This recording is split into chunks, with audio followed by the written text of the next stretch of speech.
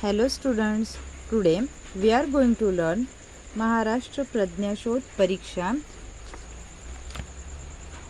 subject Maths. Lesson number first, knowledge of numbers. Knowledge of numbers means knowing the numbers. The numbers are differentiated into many groups. Namely natural numbers, whole numbers, integers, odd even numbers, prime, composite numbers, integers, rational numbers, Roman numbers etcetera. ठीक आहे. आता या लेसनमध्ये आपल्याला काय पाहायचं आहे तर नंबरचं नॉलेज असणं महत्त्वाचं आहे. तर त्यासाठी आपल्याला पहिल्यांदा या ठिकाणी जे काही तुम्हाला नंबर्सचे कन्सेप्ट दिलेले आहेत ते क्लिअर असणं गरजेचं आहे. ठीक आहे. तर आता यातलं काही कन्सेप्ट तुमचे याच्या आधीच्या स्टँडर्डमध्ये झालेले आहेत. आता फर्स्ट पाहूया. Natural number. Natural number starts from 1, 2, 3. The set of these numbers is infinite. Infinite म्हणजे ज्याला एंड नाही. ठीक आहे. आता हे नंबर आपण किती वाढवू शकतो 1, 2, 3, 4, 5, 6, 7. म्हणजे जर आपल्याला विचारलं write down biggest natural number सांगता येईल का? सांगता येणार नाही. कारण हे नॅचरल नंबर्स कसे आहेत तर इन्फिनाईट आहेत आणि नॅचरल नंबरची स्टार्टिंग ही नेहमी कशापासून होत असते 1 या नंबरपासून होत असते. Addition of natural number is natural number and multiplication is also natural number. आता जर ॲडिशन केली तुम्ही नॅचरल नंबरची म्हणजे आता 1 + 2 केलं तर त्याचा आन्सर काय येणार आहे 3. म्हणजे 2 नॅचरल नंबरची जर ॲडिशन केली तर येणारं आन्सर जे आहे ते सुद्धा नॅचरल नंबरच असतं. किंवा मल्टिप्लिकेशन जरी तुम्ही केलात फॉर एक्झाम्पल 2 × 3 आन्सर काय मिळतं 6 आन्सर मिळतं. म्हणजे तो नंबरसुद्धा कसा असतो नॅचरल नंबरच असतो. चलो second one whole number. If 0 is added in the set of natural number we get 0, 1, 2, 3. These numbers are called whole numbers. आता होल नंबर म्हटल्यानंतर नॅचरल नंबरसारखंच फक्त होल नंबरची स्टार्टिंग ही कशापासून होत असते तर 0 पासून होत असते. ठीक आहे. एवढाच काय तो difference. Even numbers. The numbers which are completely divisible by 2 are called as even numbers. The number which bears 0, 2, 4, 6, 8 at its unit place is even number. 122, 26, 8, 20 etcetera are even numbers.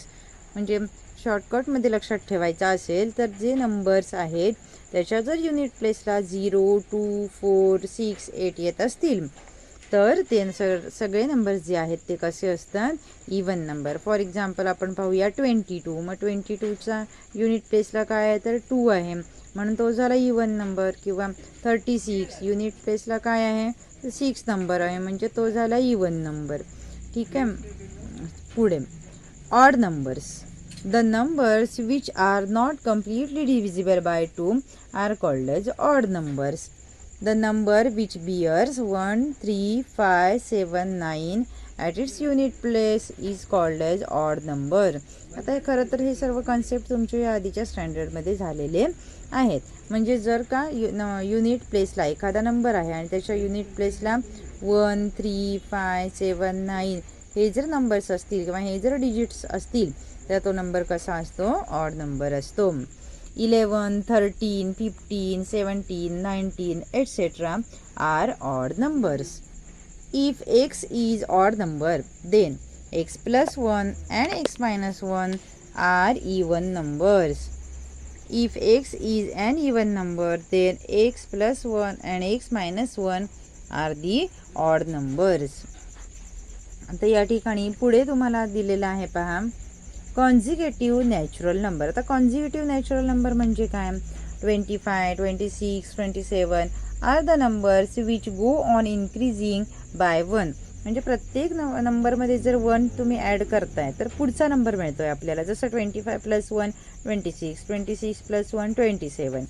They are called consecutive numbers. अशा प्रकारच्या नंबर्सला काय म्हटलेलं आहे consecutive numbers म्हटलेलं आहे.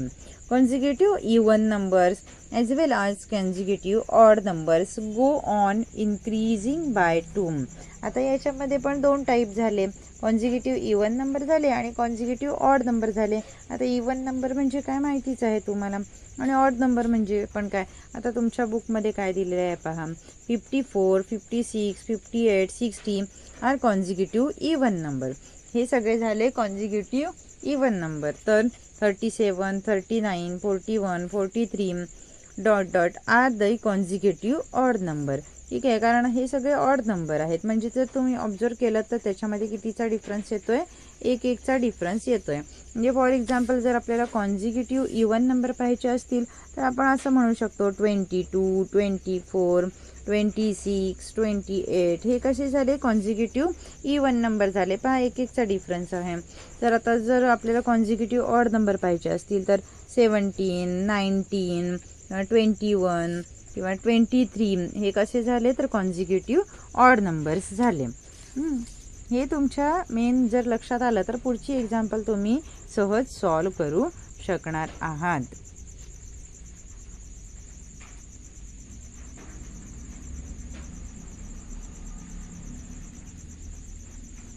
चला आता याच्या पुढे काही एक्झाम्पल्स आपल्याला दिलेली आहेत, तर ती एक्झाम्पल्स आपण पुढच्या व्हिडिओमध्ये पाहणार आहोत.